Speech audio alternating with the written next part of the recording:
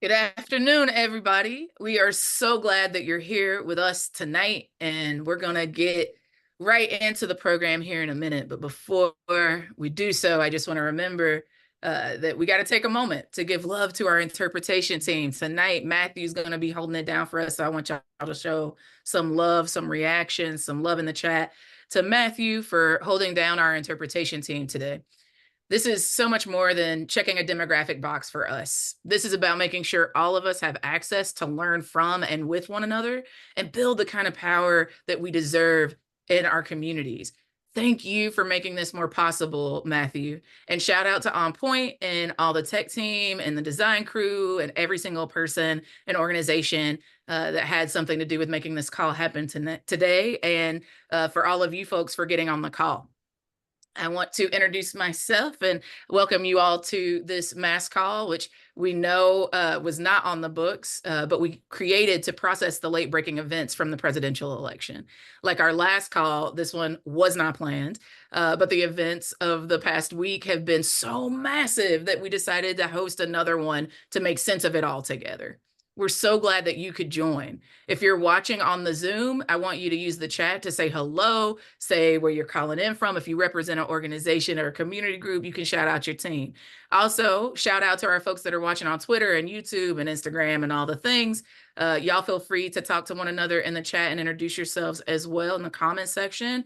And we're sending special love to folks who are watching the recording after today. I am Ashley Woodard Henderson, your hostess with the mostest, a proud dues-paying member of the Working Families Party. If you've been with us before, today's call is going to be just a little bit different.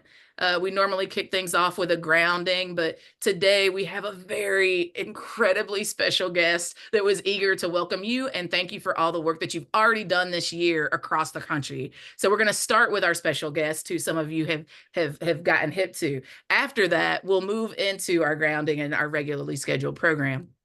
And I know that so many of us are showing up with all of our conflicting and converging feelings. I am as well. And trust, we're going to make space to process all the things together. Biden dropping out, VP Kamala stepping up, all the endorsements, including Working Family Party's endorsement, Netanyahu, and where the fight for a permanent ceasefire and an ends to weapons transfer stands, and how we block and build through all of it. It's going to be juicy. But before we get to all of it, we've got a special guest who's made time to come and say hello. One thing before I introduced our guests, let's be clear. When you fight for justice and liberation, there's always going to be some haters. The more visible our work is, the more they're going to come after us. So though it's upsetting, we won't be at all surprised if there are trolls at the mass call today. If you see any hateful messages in the Zoom chat, please flood the chat with solidarity, other positive messages, love for one another. We can disagree. We can even debate, but we're not going to be disrespectful to one another on this call because that is not what our movements deserve. If you're down to be disagreeable without being disrespectful, say amen, somebody in the chat. Now, without further ado, I get to introduce like one of my sheroes, my sister, a Working Families champion, the U.S. Congresswoman hailing from and representing the great state of Massachusetts, U.S. Congresswoman Ayanna Pressley. Ayanna, we will toss it to you to preach us up. Every time, this is what I say, anytime I get together with WFP, it is like a call to action, it's a revival, it's a rally, it's a reckoning. A reckoning for justice. It's good to be with you, Ashley. Good to be with Movement Family. Good to be with my Working Families Party and everyone who's joined us today virtually to be a critical part of this movement. And, you know, look, they want to try to convince us that we're losing. The fact of the matter is that this movement, progressives are winning. Progressive ideas are winning. Progressive candidates are winning. And we have to continue to build upon this movement. So for those of you who are unfamiliar with me, my name is Ayanna Pressley. I am a Congresswoman representing the Massachusetts 7th Congressional District. I've been in Congress now for 5 years. The first person of color, first Black woman to represent the Commonwealth of Massachusetts in the U.S. House of Representatives. Only took 230 years. to break that concrete ceiling. But, I'm not alone in that. And my good sister, Cori Bush, also made history in her election, but I know she did not run to make history. She ran to make a difference. She ran to make a difference, and a difference she certainly has made as we have grown this movement. And I believe in the power of movements. I get it honest. My mother was a tenants' rights organizer, taught me early on that the most sustainable, transformative, effective way to usher in change is through movements. And so I believe in the power of the people, and I believe that the power of the people has always been greater than the people in power. And sometimes people scratch their head when I say that, because they're like, technically, aren't you in a position of power? But the truth of the matter is that I'd like to think I'm in the position I'm in because I know where the real power lies, and that is with the people, that is in the movement. And as much as people try to falsely characterize us, this is a movement that is fueled by radical love and righteous indignation for our human family. And Cori recognizes, you all recognize, that our freedoms and our destinies are tied. From Massachusetts to Missouri to Rafah to Haiti to Puerto Rico, in the face of a genocide, of mass incarceration, a national march towards, I'm not going to say a ban on abortion, I'm going to say it for what it is, a national extremist march towards forced birth. What could be more violent than that? So we find ourselves in the face of genocide, mass incarceration, an extremist national march towards forced birth, and an unprecedented climate crisis, and special interest and dark money groups have our political system in a chokehold, and we need to break it. Now, take someone like my sister, Cori Bush. She has stood up time and time again, and she has said many times, she didn't run to do what was easy. She ran to do what is right, and she has done what is right. Time and again, tenants' rights, economic justice, canceling student loan debt, and more. She understands that we need policy, so housing justice. She understands that we need policy solutions that go as broad and as deep as the pain. And, the people who don't wish to see our movement win, they'll say that we're too loud, our ideas are too big, our dreams are too big, and that's the goal. That's the goal of patriarchy. That's the goal of white supremacy, to fool us into thinking that we aren't winning, but we are winning. Our progressive movement is strong and growing, and Cori Bush is leading the fight in Missouri and across our country. As I've said many times before, y'all, the squad is big. It's more than a handful of members of Congress. It's all of you, anyone doing this in the work of building a more just society is a member of the squad.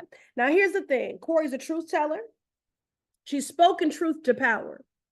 And when you speak truth to power, when you push power, power pushes back. It fights back. And that's what we see happening in this moment.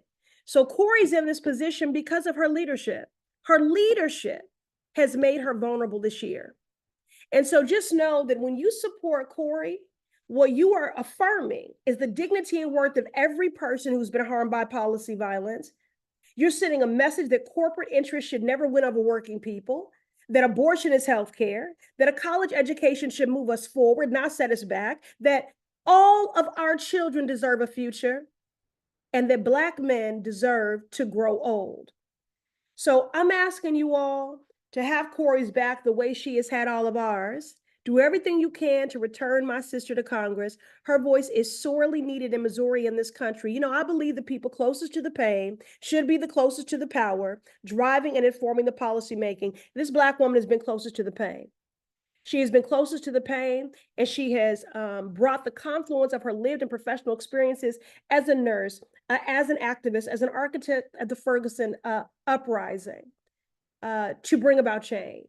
So there are 12 days until Congresswoman Cori Bush's election, and we need to fight like hell to return her to Congress.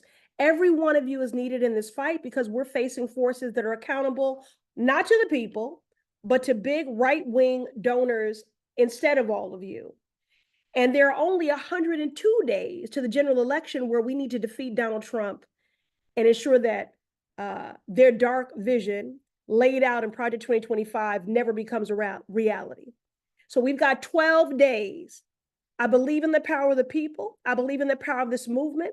I believe in Cori Bush's vision and leadership. Organized power is realized power, y'all. And the power of the people has always been greater than the people in power who seek to break this movement's momentum. And we know organized people beats organized money, and we have the people on our side. So I don't call it get out the vote. I call it let's get out the victory. Run it back, y'all. Run it back. My good sis Les said, let's go get this win. The W is ours. Victory is mine. We've already done it. We know we can. We can do it again. Y'all heard the Congresswoman. We got some work to do. Ways that you can build with us right now. First, I'm just repeating what our colleagues said. Support Representative Cori Bush. Y'all heard from her a couple of calls back. You can phone bank. You can sign up with Seed the Vote to head to St. Louis over the next 2 weeks. You got all the momentum to go and drop some donations, to post on your social media, to text your friends and tell them that they have to join you as you throw down for Cori Bush. Second, we got to make a commitment for the fall, y'all. You got to sign the WFP volunteer pledge. You got to sign up for the Seed the Vote deployments to swing states. And third, but certainly not least, we need you to keep sharing with your family and friends about the mass calls and mobilizing and organizing your folks to support Representative Cori Bush. So right now, here we go. You know what I'm going to tell you. I need you to text mass call, MASS space CALL to 30403 so that you can stay in touch with us, so that you can spread the word to others about what we're doing here tonight, and so that we can have a direct link with you to make sure that you've got access to our mass calls that are coming up, and so that you can be sure to hear about the other ways that we're going to mobilize and throw down, show up, and show out for the victory that Ayanna Pressley told us is already in our destiny. We love you. We love you. We love you. Thank you for coming, Ayanna. I want y'all to show Ayanna Pressley some love in the chat. I see Dorchester in the building. We got constituents on the call today, and they're showing love from Massachusetts for their Congresswoman. Can we give it up one more time for Ayanna Pressley? Thank you so much for coming. Now let's get into this grounding. It's working families champions like Ayanna Pressley who get me hyped and make me believe that we can really build the power to govern and self-determine for ourselves. It's why we need to block the right and defeat Trump and flip Congress this year. I'm so hyped by the good word that she brought to us. And now I want us to think about what are the things that we know is happening? What are some of the things that we don't know, that we can't confirm? Get really super clear about what this moment makes us responsible for so that we can move into our political education and into our conversation with folks on the ground from a literal grounded place. So let's talk about what we know. Joe Biden's out, but he is going to finish his term, so he's not gone. Vice President Kamala Harris has been endorsed by a whole lot of people and a whole lot of organizations, but she isn't completely confirmed yet. That happens at the DNC, the Democratic National Convention. We also know that the genocidal Israeli Prime Minister Netanyahu came to the United States.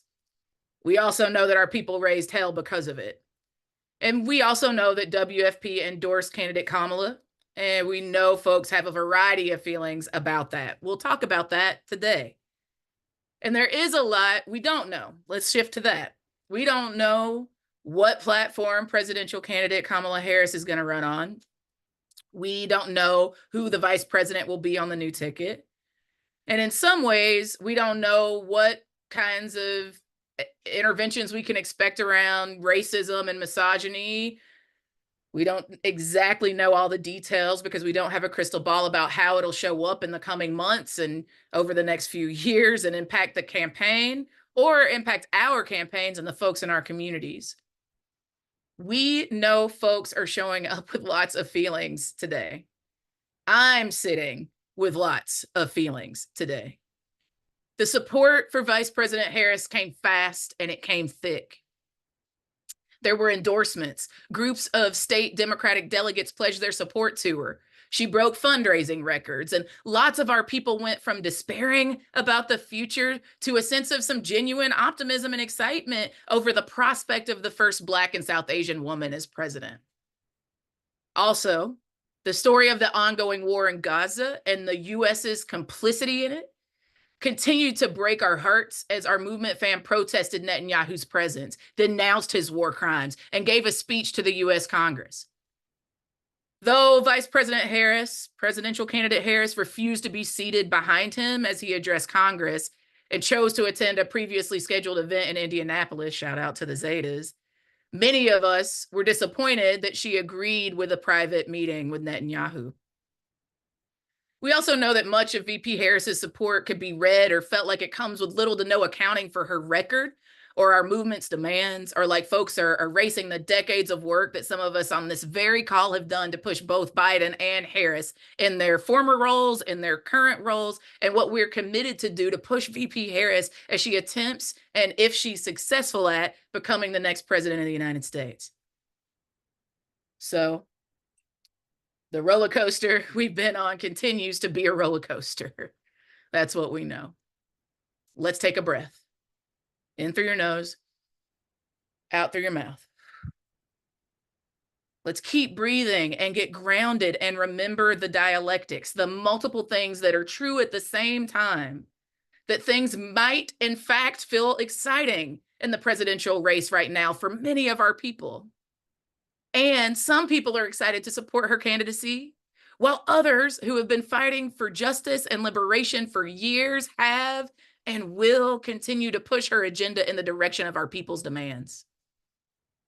Let's also remember that Vice President Harris did not just decide to sit out Netanyahu's speech. She did so in the context of our movement applying unyielding pressure on her and the entire Democratic Party to change tack on the issue of ceasefire and arms shipments to Israel.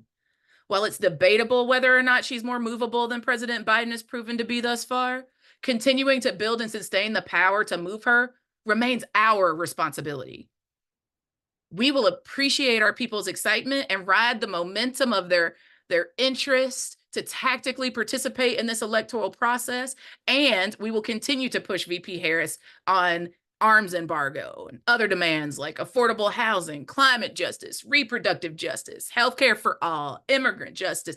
We'll push the current administration to prioritize progressive interventions for our people before Biden leaves office and continue to prioritize setting agendas, getting our people elected, to implement all of those demands up and down the ballot. We're going to build our power in such a way that we never end up in these kinds of conditions that we're in right now ever again, especially centering the people who are suffering the most. Let's remember, the building of our power that we have to do does not stop with the office of the president. We still have a squad in Congress to defend. You just heard Congresswoman Ayanna Pressley speak to it. We have champions like Cori Bush in Missouri who have been leading the fight from day one in Congress for peace in Gaza. Cori's election is coming just a few days on August 6th, so we have to keep our focus there as well. On this call, we're going to talk about things that you can do to show up for Cori, as we already have with our first call to action, and we're going to show up and show out to ensure our sister gets reelected. I said we are going to show up and show out to ensure that our sister gets reelected. I need to hear you in the chat say that we are going to show up and show out to ensure our sister gets reelected. We're going to do it, right? Show some love for Cori Bush in the chat. And let's keep focused. Let's not negate the reality of the demands we continue to fight for or erase the grief and anger and anxieties that we feel. Let's be honest and care for each other. And let's remember that the feelings of optimism that people are feeling is also the product of our work. Keep at it and build on this moment. We have to. Let's continue to approach this moment like the strategist we are. Let's remember what we've been saying from the very beginning. It's not just about the candidates. It's about us and the people we love and respect and are fighting for. Maybe go in the chat and talk about who you love, who you're accountable to, who you're fighting for this electoral cycle. Let's remember that Donald J. Trump is not just a problematic man. He represents a problematic plan. That plan is called Project 2025. There's going to be at least hundreds of people in a possible second Trump administration who will see it as their very job, their life's work to bring that plan to life. He's backed by thousands of people who have decided to weaponize the government to consolidate their wealth, their power, their harmful ideologies, and to ultimately destroy it at our expense, to promote fragmentation of our people while we fight for interdependence of our people. Kamala Harris is also just one person, but a victory for her means that an entire administration will be in place to implement a different governing agenda. That agenda will not be a monolith. That administration will not be a monolith. We will have allies in there. We'll have people that we have to organize against in there. Kamala Harris, when she is elected president, will just be the most visible representative of an entire terrain of struggle where our movement, where the communities that we represent will have to keep fighting and keep organizing for what we know is right. It's our responsibility to build the relationships and the infrastructure necessary to have a participatory, interdependent, self-determining governance rooted in solidarity and led by working families. So let's keep remembering that what we do here, what we do now really matters. Let's keep in mind the people in our lives and in our communities that we are accountable to. Let's not rain on their parade by saying that their excitement is irrelevant, while also not dismissing the feelings of our comrades who are in deep grief in this political climate. We're not about to sit back and start thinking to ourselves, well, Kamala's got this now. We're just as much the protagonist in this story as she is. And while there's just one of her, there are hundreds of us on this call. And as we keep organizing, there could be thousands and tens of thousands. Let's take one more deep and grounding breath together before we transition. Let's feel all of the groundedness and what can come when we actually practice and not just preach about solidarity. And when we don't just make despair and grief and rage the basis of our strategy, but find the joy and optimism and potential of what it looks like to build and move in our beloved community. Let's feel firmly grounded. Let's feel the presence of each other all over the country on this call and watching on all the social medias today, each doing our part to make victory real. Let's do this, y'all. Let's be the change. Let me remind you what we're doing here. These mass calls are being hosted by the Working Families Party. Give it up one time for WFP. And we're also highlighting WFP member organizations and leaders all across the country. Again, this afternoon's call was not on the schedule. And as always, we want these calls to be grounding, to provide you with information and strategic orientation from movement leaders that I know you can trust, and to give you concrete things that you can do to get off the noisy hamster wheel of misinformation and sometimes true information, but it doesn't tell you how to do what needs to be done. That's getting thrown at you, and we want you to get back to power building actions. Assuming that we don't need any more emergency calls between now and then, I want to remind you about our regularly scheduled program. On August 14th, we are going to take stock of where we are right before the DNC, the Democratic National Convention. On September 18th, we're going to prepare for the final sprint of the general election. On October 16th, we're going to keep fighting our way through and be ready for any October surprises. On November 7th, we're going to gather immediately after the election and prepare for whatever's next. What we know is that the fascists are ramping up, the corporate Democrats continue to disappoint, and so we need to keep coming together. I know y'all are down for that because you made time on a busy Friday afternoon to be here. So let's get to it. I'm going to review the agenda, let you know what we're doing on today's call. First, we're going to do a back and forth with me and Mo Mitchell, the National Director of Working Families Party, about the endorsement. Normally, we would do a deep political education teach-in, but today we're just going to do a little bit. I'm going to do a couple of framing slides that are shorter and move directly into our panel today. As always, the political education will be about block and build strategy and what that tells us about how to move forward in these difficult moments. And then we're going to have a panel of movement leaders who are going to talk about what they're doing to build an aligned voting bloc on the ground. We're going to hear from their real world experiences and insights, because build is not just an inspiration or an aspiration of something that we'll do someday when we get done blocking. It's something that we're doing right now. So even though this was not a planned call like the past ones, I promise you it's going to be worth your time. Now, let's talk about WFP's endorsement. for that, I want to bring on none other than my brother in movement and my chosen brother in life, the national director of the Working Families Party, Maurice Mitchell. Y'all give it up one time for Mo Mitchell. Love, love, love to you. Y'all know Mo Mitchell just had a birthday yesterday. Y'all, can we say happy birthday to Mo Mitchell? I know we're supposed to be at work, and I know that we're gonna probably go over time because I'm taking this moment to say happy birthday to my brother. But can we just show some love to this dude and like recognize that the endorsement came on his birthday? So for everybody that's been asking him questions about it, whatever, y'all was doing that when the brother was trying to celebrate his 45th year on this planet. Can we show some love to a brother that has made every possible sacrifice as a papa, as a comrade, as a colleague, as our brother, as a real biological brother to somebody, as somebody's son, right? As someone's partner, what it means to have someone who lives and looks and loves like us leading the Working Families Party. I don't want to diminish that you don't regard it robbery to lead us in this time. And with that, Mo, I want to toss it to you to say what's up. Wow. Ash, I love you, and thank you for that generous introduction. Thank you, y'all.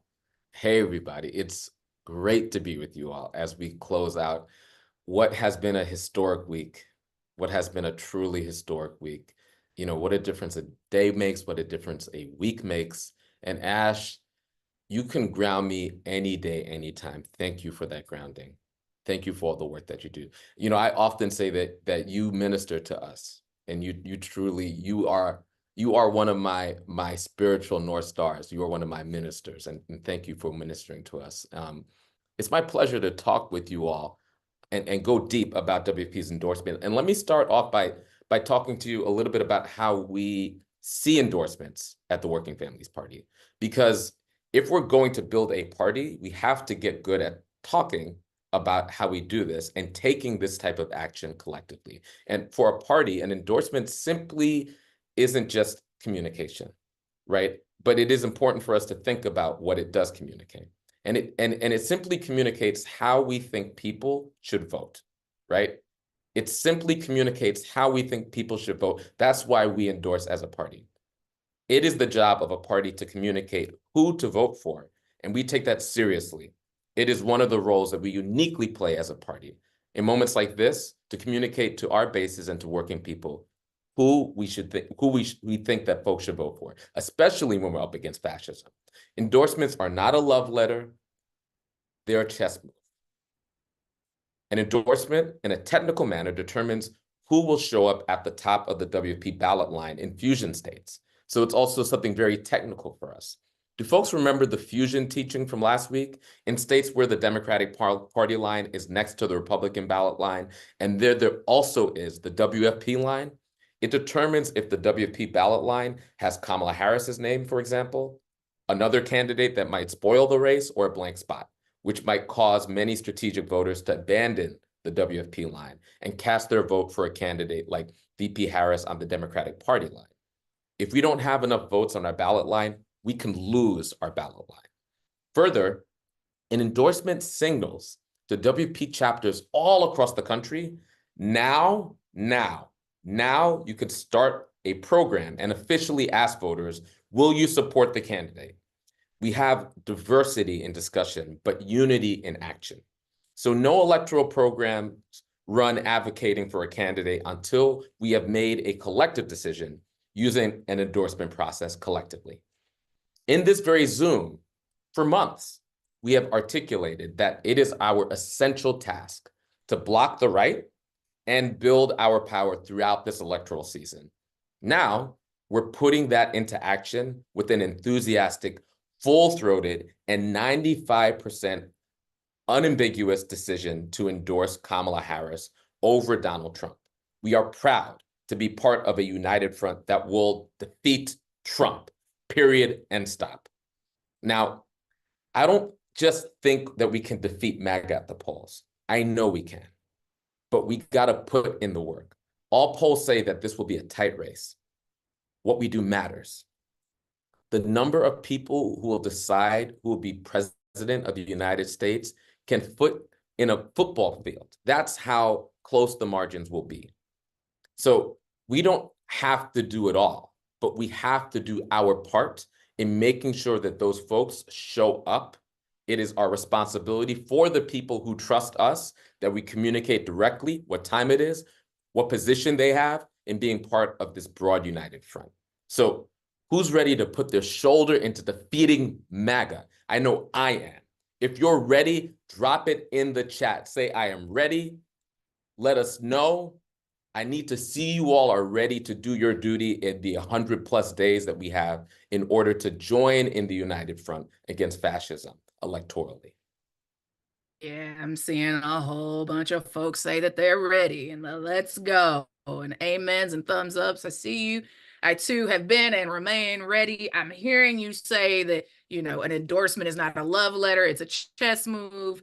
I'm hearing you say that we endorse now because I think some people have questions that are going to come later about why the timing, right? But what I heard you just say is that if we endorse now, then the folks that are actually doing the work on the ground can do two things. One, they can be positioned to move the base, our communities, to get engaged and say if they will support this candidate or not. And two, that it actually gives us a positionality to be able to push her from by having a number that we can say is mobilizing and ready to go. So that's what I heard about the timing. Some are wondering what's WFP's commitment to continuing to uplift the demand for a permanent ceasefire and an end to weapons transfers that are used to commit war crimes like what's happening in Gaza. Can you speak to how WFP is going to move at the DNC in a few weeks from now? Okay, of course. I'm so happy that you asked this question, Ash, because I really wanted to dig into this, and I want everybody to understand our strategy and to continue to ask questions about the finer points of strategy, because a political party is a collective strategy, is a shared political commitment. That's what a political party is. So if you don't understand the strategy, then you can't show up through the WFP collectively as a political party. So let's get into it.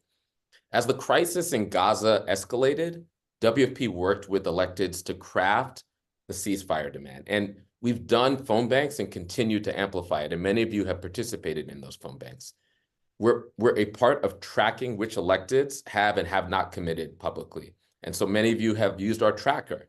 And with many of you, we have been leading the defense of the squad who are pushing for a permanent ceasefire, taking the fight right up to and directly at AIPAC. Now, let's talk about the endorsement process. So long before Sunday, when Biden was at the top of the ticket, we had to discuss the timing of our endorsement process and the agreement that we would try to leverage it to uplift these demands in particular, right? And that during and after any endorsement, we would continue to amplify the demands. So while who was at the top of the ticket changed, right, from Biden to Harris, much of what we had already prepared for was still relevant on Sunday when Biden dropped out, because the overall structural conditions had not changed.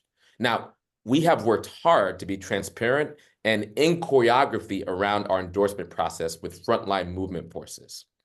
Now, the news of President Biden dropping out of the race actually broke just as our party leadership was gathering in Philadelphia for a meeting of the WFP National Committee. So like in real time, these things were happening at the same time. And the National Committee is our highest governing body. Just like there's a RNC and a DNC, there's a WFNC. So as the news broke, our party leaders, these are delegates from state parties from California to New York, to West Virginia, to Georgia, to many other states like Colorado, and national organizations, many of whom are represented on the call today, all happen to be in the room at the same time. We were also there with a bunch of movement allies who were in the room. So we were essentially processing events in real time. Our executive committee met on Sunday night and decided to move forward with an endorsement and to do so quickly, because events were moving quickly. The WFNC voted the next day. And this week, Vice President Harris did not just decide to sit out Netanyahu's speech. We know that she received pressure from moneyed forces to attend that speech, as well as movement forces applying unyielding pressure on her and the entire Democratic Party to shift their stance on the issue of ceasefire and arms shipments to Israel. While it's debatable whether or not VP Harris is more movable than President Biden, we think this was visible daylight between her stance and Biden's, and we should seek to expand that daylight. Now, continuing to build and sustain the power to move her remains our responsibility here at WFP and all the forces we're aligned with.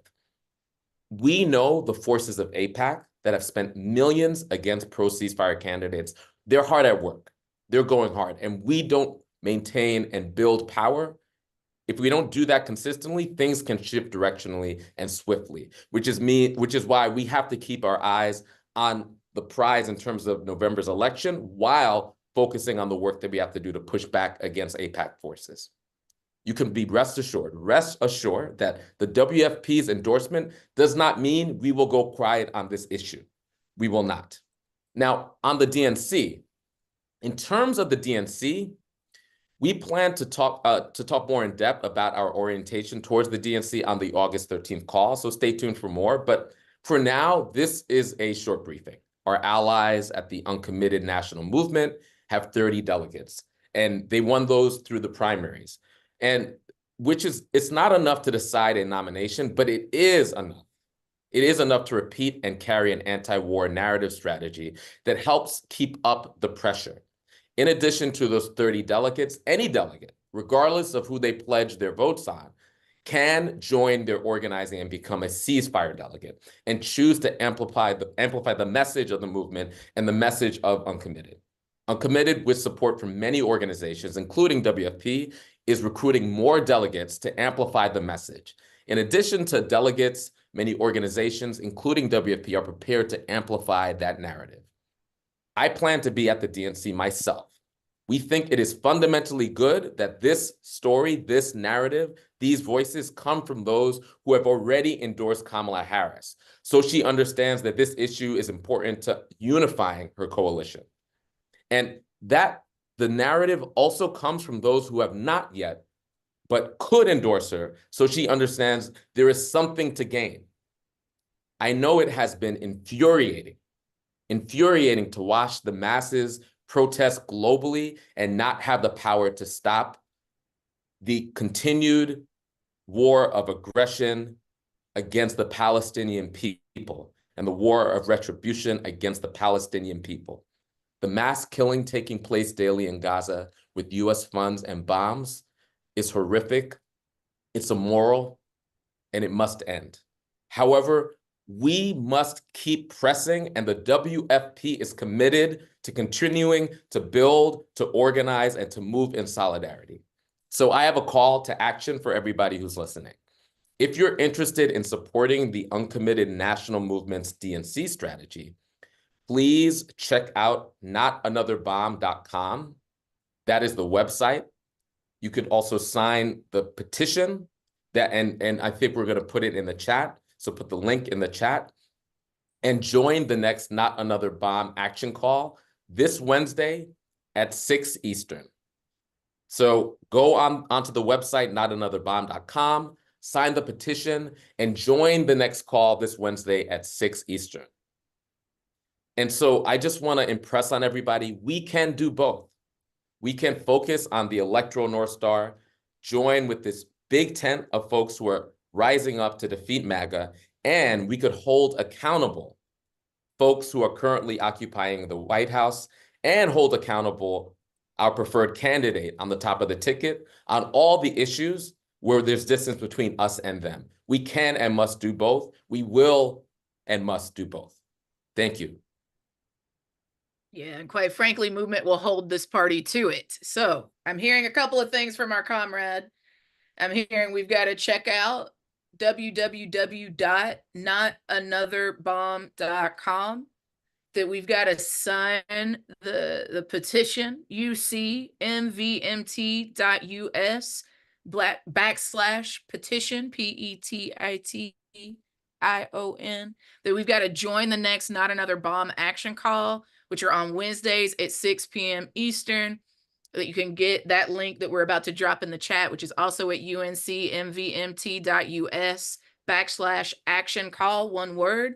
and be Not Another Bomb Day, be like a host of the Not Another Bomb Day of Action, which you will also get in the chat. Thank you, Dylan, for throwing that out there.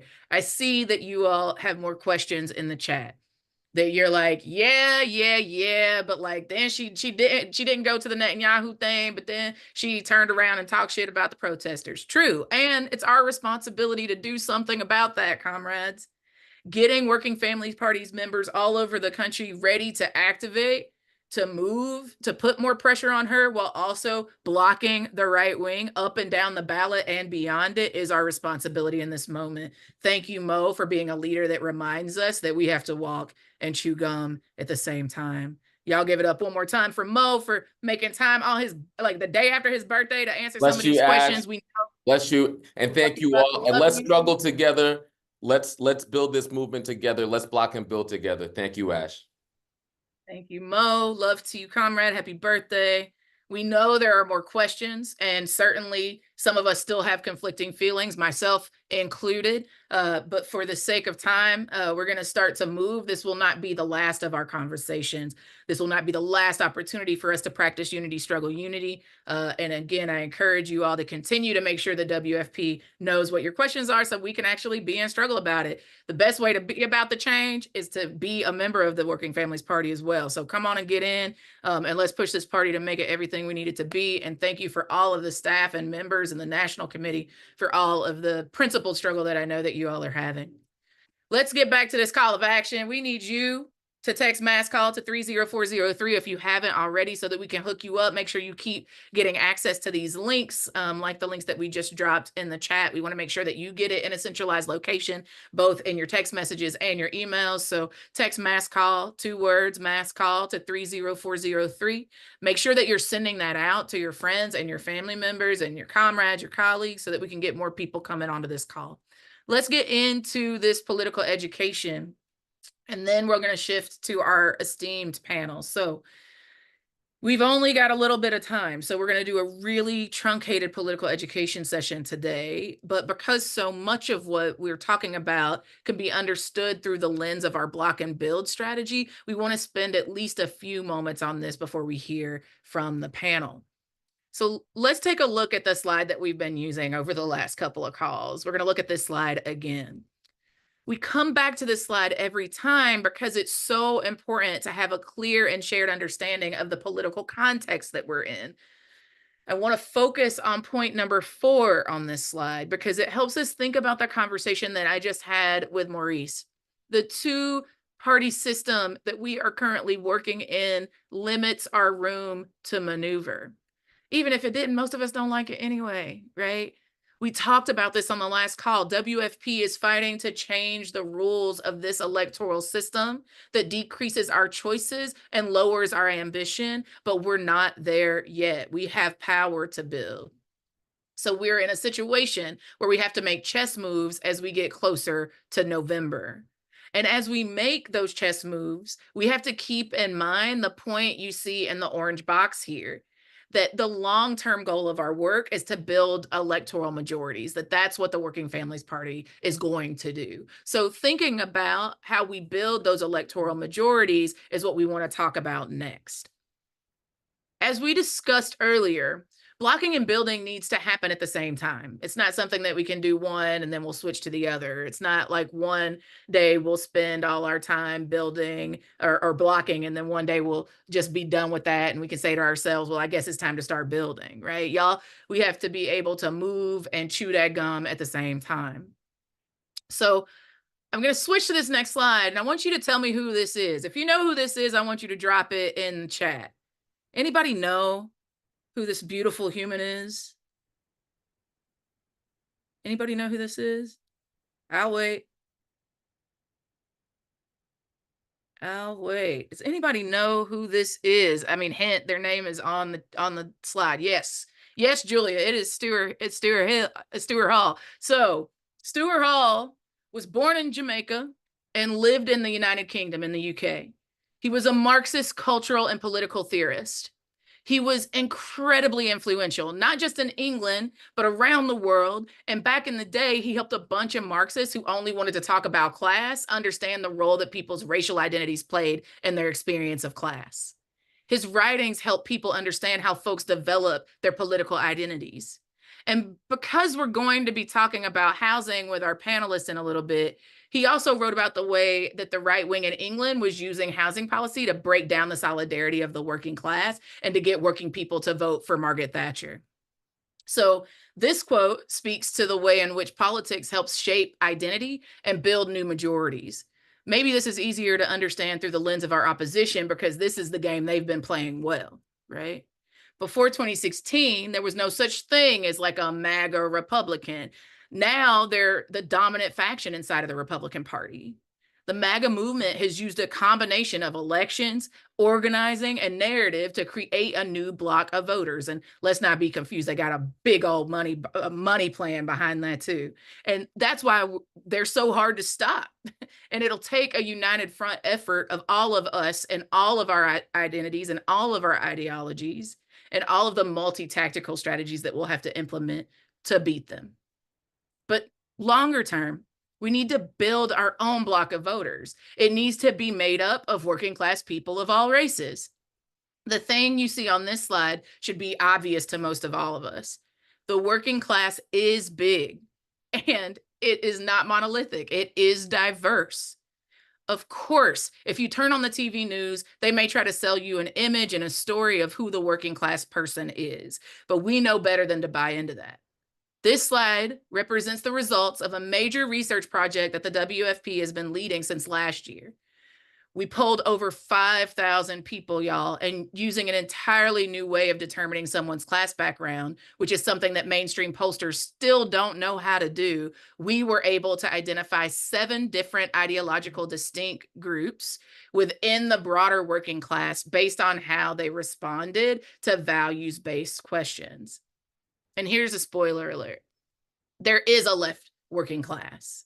And in fact, only one of these segments actually don't get down with that, right? Only one of those segments of the working class is down the line opposed to our politics. As you might have guessed, that is the core MAGA group you can see on this slide. All of the other groups on this slide are aligned with us on many things, in some cases, most things. Our research also shows that messages that lean into class conflict and name the bad guys are broadly appealing to working class people in all groups, except the core MAGA group. At the same time, members of the working class are under pressure from different directions. These so-called cross-pressured voters hear different things that may make them lean away from our politics. For example, ever wonder why the Republicans go on and on and on about wokeness? Well, it's because that's a wedge issue that they're using to go after the anti-woke traditionalist on this side. This is a group of voters that's trending a bit older, and there are a lot of Black and brown folks in this grouping. So let's bring Stuart back up here for a second, the good comrade. We're going to be going into this next election live and in living color. And elections, like we said last time, especially presidential elections, are like the World Cup. Every 4 years, suddenly everyone's a fan of soccer. At election time, suddenly all kinds of working class people are paying attention to politics in a way they may not have been at other times in the year. So as the organizers and strategists that we are on this call, who want to build a new working class majority in this country. I think we agree about that. Can you tell me you agree that we need to build a working class majority in this country, building people power? That's what I think we need. We got to get on the field of play right now. We need to be organizing. We need to be talking to voters to block fascism in November. And we need to be talking to our people to build the world that we want beyond November, right now. And now, we're going to hear from some folks who are pioneering strategies for building our voter bloc in real time. I have the distinguished privilege to introduce you to my comrade, Don Phillips, from the illustrious organization Right to the City. And I also have the privilege of bringing up one of the baddest organizers in the game, Brittany Whaley. I'm going to ask y'all to turn on your cameras and come get in this conversation with me real quick. Let's start with you, Don. And thank you for not regarding a robbery to like come out of the middle of a lot of really important Right to the City work that's happening right now to come talk to our team.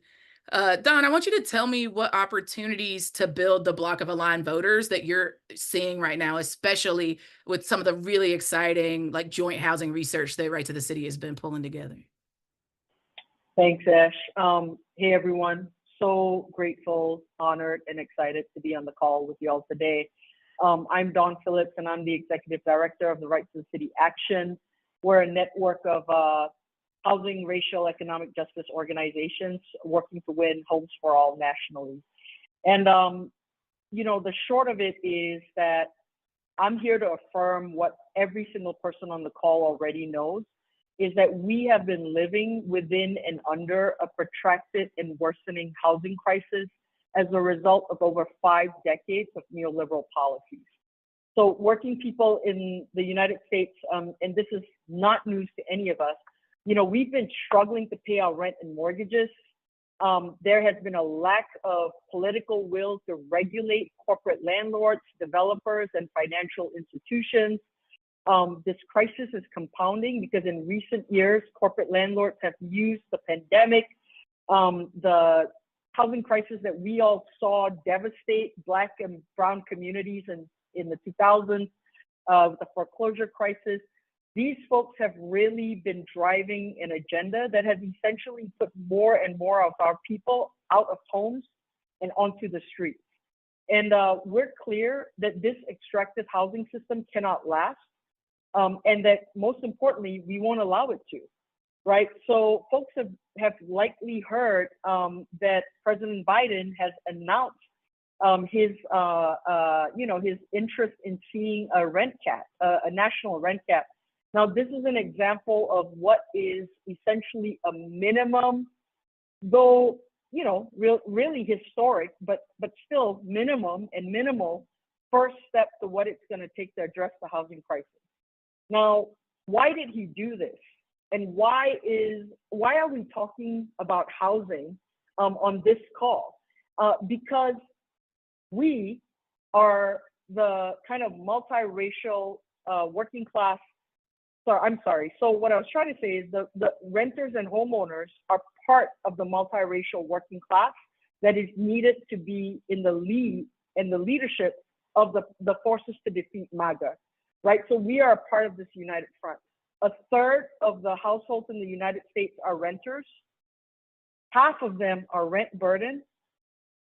All of them across the political spectrum agree that they want to vote for candidates who are going to be pushing progressive housing solutions, right? So, Ash, you asked earlier about the research that we were doing. So what we did was a couple of months ago, together with the Center for Popular Democracy, and I see Demario on the call with us today, so I'm looking forward to hearing from him, but we polled swing state voters, and the results of what we found was pretty illuminating. So registered voters in all these swing states, 70% of them, 70, favored rent control. Now, I don't know when the last time was that you heard your local, your statewide, your federal electeds talk about rent control, but the people, 70% of the people are for rent control, right? And they think that that's what we need. 67% are in favor of devoting significant government resources to social housing. 62% are in favor of good cause evictions, and the numbers are even higher when you poll renters specifically. Okay, so what does all this mean? All this means is that who is responsible for the conditions that I just described are developers, corporate landlords, and financial interests who have found common cause with MAGA forces and are actually working in concert, both to drive this kind of fascistic, authoritarian political agenda simultaneously while driving this housing crisis. So our first task is to block MAGA and Trump at the ballot box and prevent these forces from consolidating and strengthening their ability to drive both the housing crisis and this fascist agenda. But playing defense is not enough. So we have to block and we have to build. So now through November, Right to the City Action, we are committing on this call to working with our comrades at Movement for Black Lives, Working Families Party, SURGE, Center for Political Democracy, People's Action, Seat the Vote. Come one, come all. We are joining the effort to go out, talk to voters, connect voters to our movement and to the work that has to happen. And we want to build the future towards permanent, affordable, safe housing. We want to see an end to the genocide in Gaza and the occupation in Palestine. And we are here to support a progressive left agenda that will fundamentally get us closer, Ash, to the world that you were describing. Yes, yes, yes, yes. Thank you so much to you and the Right to the City fam, Don. We love y'all. We know y'all got a lot going on. So I want y'all to give it up one time for some of the baddest in the housing justice game, to Right to the City, to our comrades with Center for Popular Democracy who also helped with that research. We see you. We love you, Demaria. We know you on the call, homie. So sending you love and comradely blessings on all the things that you're holding down right now. And again, sending our love to the Right to the City fam and all of your member organizations. Brittany Whaley, incredible human being, Bet on Us founder and the Southeast Regional Director of the Working Families Party, is here with us today. First of all, I mean, we got a whole bunch of folks on the call that might not even know about like the Southern Regional Strategy of Working Families Party or about who and what Bet on Us is and the importance of it in this movement ecosystem that we've been building. Can you just like, one, talk to us about what it is, and then also what opportunities you see to build the block of aligned voters that you have been accountable to for so many years? This is so beautiful. Thank you, Ash. Yeah, so I'm Brittany Whaley, Southeast Regional Director, and I just love the way we are having this conversation about building power. And so, yeah, we're here. We're in the South. Bet on Us is a program that was started by Working Families Power 5 years ago. And it is all about how we invest in the leadership of Black women. And so what we know is that we count on Black women to do all the heavy lifting to save our democracy. Can you go out and can we use your labor to do a thing in a very transactional way? And what we understand is that we need to really shift that to go from counting on us to betting on us. And so Bet on Us is an explicit investment in the leadership of Black women. And so what we have been doing here in the South is every cycle, this is 365, every year, we invest in Black women who will bring an intersectional framework to the policymaking process. They will be bold, they will fight for our communities, they will work to create policies that change the material conditions of our people. So every year we are investing in their leadership. Mostly people who want to run for office and also people who want to organize in their communities and maybe they don't have the tools and the skills. And quite frankly, a lot of people don't have a political home, right? And so that's what we're offering is that community and that support. And so, yeah, that's who we are and that's what we've been doing. And in this year, it feels like, you know, for a number of reasons, there was a surge of energy. But undeniably, what we saw was a surge of energy with Black working class women in the South, but across the country, right? And so what we really want to see happen is we can use this opportunity where we have Vice President Harris at the top of the ticket, obviously, but where we have so many other Black women who are running up and down the ballot, we could use this opportunity to mobilize our folks to stand with Black women, to bet on us and to invest in us. And so I think that looks like us doing all of the things, you know, all the tactics that we see, but it looks like us doing the work. And it also looks like us being very clear that in a moment where we are falling into some of the historical practices of really attacking Black women. So a few days after Vice President Harris, you know, or Biden stepped aside and endorsed Harris, we saw people calling her incompetent. That's not okay. That's not a conversation we're going to have.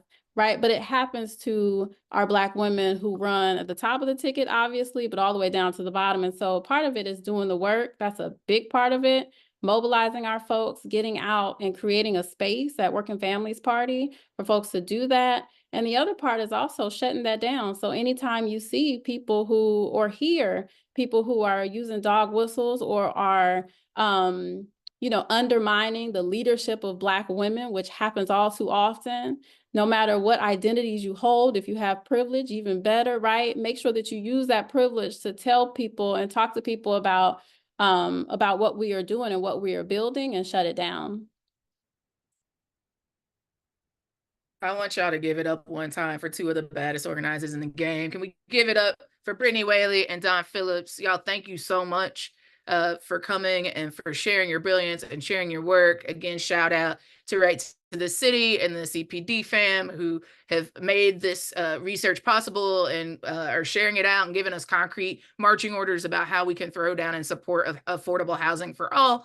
And again, shout out to Brittany Whaley and all of the homies that make up the Southern team of Working Families Party, and for all the brilliant and beautiful Black folks that have been throwing down for Bet on Us. Again, if Black folks are going to be accountable to disproportionately having to save this democracy, we need you to not just have a value of trusting and counting on Black people and Black women in particular. We need you to show up and show out in support of them. It doesn't mean we don't hold Black folks accountable to making sure that they follow our demands, but it does mean that we got to put up or shut up in relationship to making sure that the grassroots efforts to save this democracy are fully funded, fully supported, fully backed. Y'all need to give it up one more time for Brittany Whaley, Right to the City.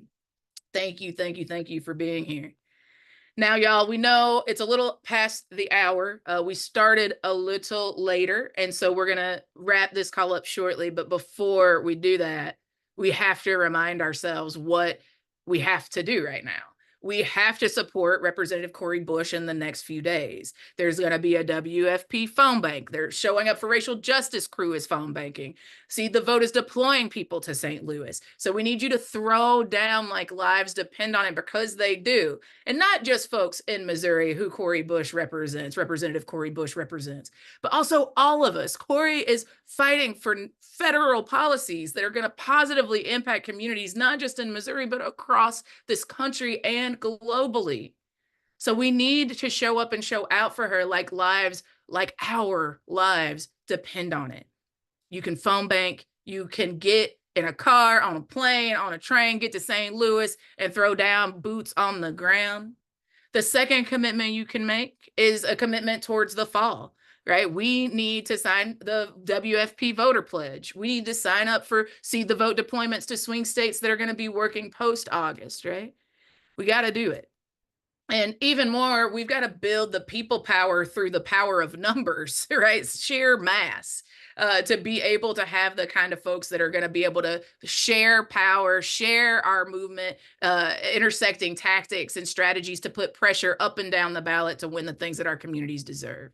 So if you're willing to do that, I want you to hit those links that we've got in the chat. And I also want you to make sure that if you haven't texted Mass Call to 30403, that you do so. And if you've already texted Mass Call to 30403, I want you to take your phone out right now. I want you to get in one of your group chats or make one. I promise you my group chats are the thing that keep me relatively joyous in these tremendously troubling times. I want you to either go to or find one of your group chats, and I want you to text your homies that they need to be on the next Mass Call and that they should text Mass Call to 30403. If you've already done that because you've been on a call previously, I want you to go to your social media, pull up your emails, whatever you do, get your carrier pigeons. And I want you to tell folks like, hey, we're actually having principled struggle and getting deep facts and education together on these Mass Calls. And I need you to come and join me in it, because to win, we're going to need even more folks than just here. What we know is that we've seen over the last few weeks, massive amounts of people coming together across differences to figure out how we salvage this democracy, build our independent political power, and block MAGA in the next several months and beyond it. And I don't know about you, but after the last few weeks, it feels pretty good to feel some minimal optimism about the moment that we're in and what we can do together. Despair is not a strategy, right? We talked about that last time. I know it's been hard times the last little while, and for some of us, the last long while. But we're seeing even our own organizations have a increased volunteer energy, right? See, the vote has seen a 400% increase in people signing up to go to swing states to canvass. Showing up for racial justice. How many of y'all were on the showing up for racial justice calls this week? I know some of you were, because I'm seeing your names in the chat. They had a white women's call. They had a white men's call last night. They had a white people's call, white folks getting together to talk about how they were going to stand up to MAGA. And it was thousands of people, y'all. Like, I think people thought it would be like a couple of hundred people. I heard word, and y'all correct me, Serge, if I'm wrong, but I heard that one of the calls had 17,000 people on it. Bananas. The Win with Black Women call, and I want to be clear, the Win with Black Women call that has happened like every Sunday for like as long as I could remember. This last one had 44,000 Black women on it, y'all. We are seeing an unbelievable boom to the numbers of folks that want to be absorbed into some meaningful work and political homes, right? Uncommitted. Look at Uncommitted. Look at the number of people that have mobilized, the power that's been built. And let's be real, that work to get folks energized about our people's demands has not been easy. And it may still be hard times. And it might be hard times again after this call. We don't align on everything, but we have tasted, some of our folks have tasted the feeling of some minimal sense of hope. And that taste doesn't have to get washed away so easily just because we are still grieving or just because we have some disalignment. The pundits on Fox News, the MAGA minions, are right now testing their messages for new attack lines against us. We know what is coming. We know they will go low because they have nowhere else to go. They will use racism and misogyny and xenophobia to divide us and to pit working people against one another. But we get to have a say about that. The campaign we build over the next 101 days is going to be about the future that we all deserve together. It will be about a future where everyone has health care. It will be about a future where everyone has the ability to retire in dignity. It'll be, if we have to work at all, right? It'll be a future where every parent has accessible childcare and every student can get an education without mortgaging their future. It'll be a future where workers can join a union and where working class people can afford to buy or rent a home, if not something better than even that. These are the things that all of us need. We will have them no matter the color of our skin, no matter who we love or how we love or the identities that we hold. We might not get there overnight, but in the last 3.5 years, we have come much further than many of us, myself included, thought was possible. And we are for damn sure not going back any further. We are going to get Cori Bush over the finish line in Missouri, right? Are you down to get Cori Bush over the finish line? We will push Kamala Harris where she needs to be pushed. We will do that with discipline, with rigor, in our grief and rage, and with love and joy. And we will struggle side by side with her, around her, beyond her, when she takes the fight to Donald Trump and MAGA. I want to know if you're with me. I want to know if you're ready to do what needs to be done from the positionality that you're in. If you are willing to lead past the notion of fragmentation towards the notion that we will struggle to a line of tactical alignment and then live to fight each other another day later. We will be accountable with one another and we will critique one another with loving compassion. And we will do the work that needs to be done to make sure that we've got the infrastructure to protect our people regardless of who gets elected. That is our responsibility. And let's get to it. Remember, our next call is in August. It's going to be at 8 p.m. Eastern, 7 p.m. Central, 6 p.m. Mountain, 5 p.m. Pacific. We're going to email you. I know we had some challenges with the link to get on for some of you today. We're going to email you, make sure you get on it in August. We're going to text you if you texted mass call to 30403 and make sure you can get on. Until then, comrades, we will see you next time. We will see you online. We will see you as you email us and give us your feedback about these calls and about the work that the party and our sister organizations are doing right now to fight MAGA, block MAGA, and build our independent working class political power. We will see you next time. Love you. Have a great